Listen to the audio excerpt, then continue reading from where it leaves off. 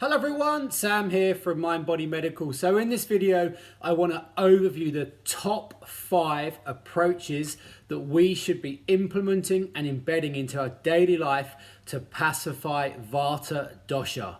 So those of you who know about Ayurveda will know that Vata is one of the 3 doshas or genetic body types within the Ayurvedic framework, Vata, Pitta and Kapha.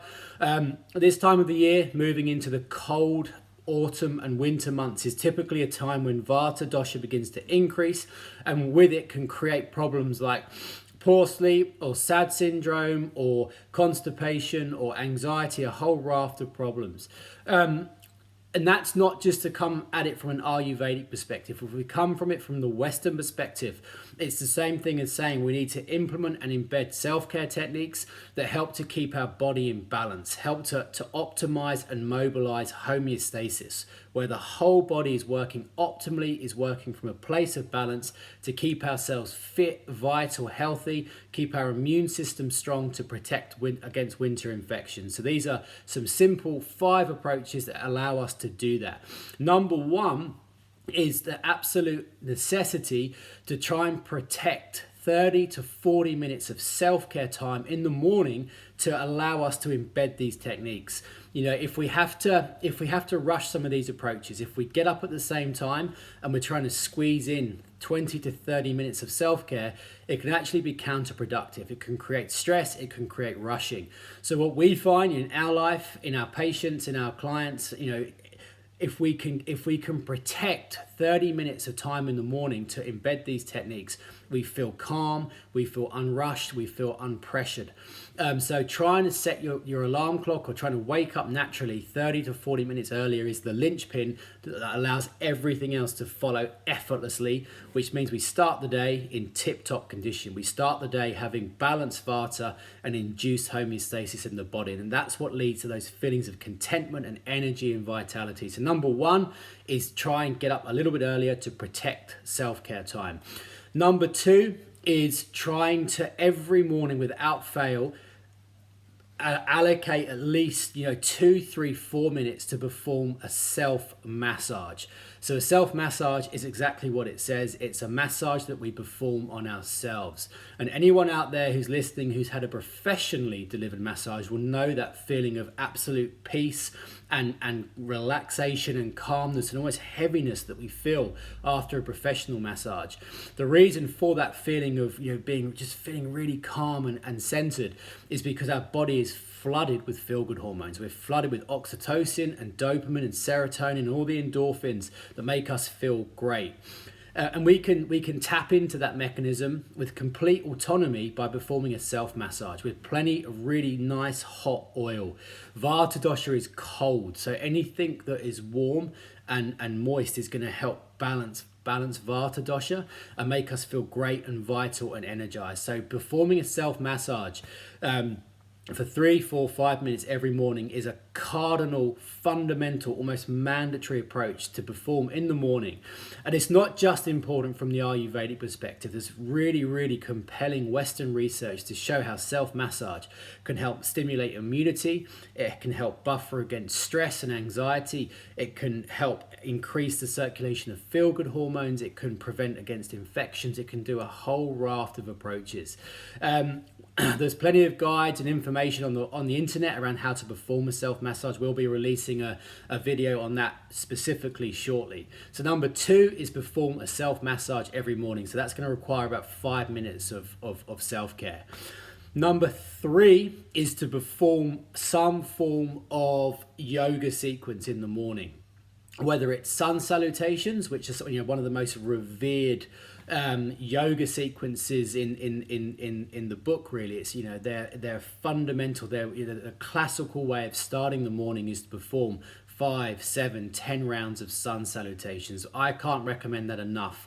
It gets the lymph moving, it gets the blood moving, it increases the secretion of our feel-good hormones, it's calming, it's energizing.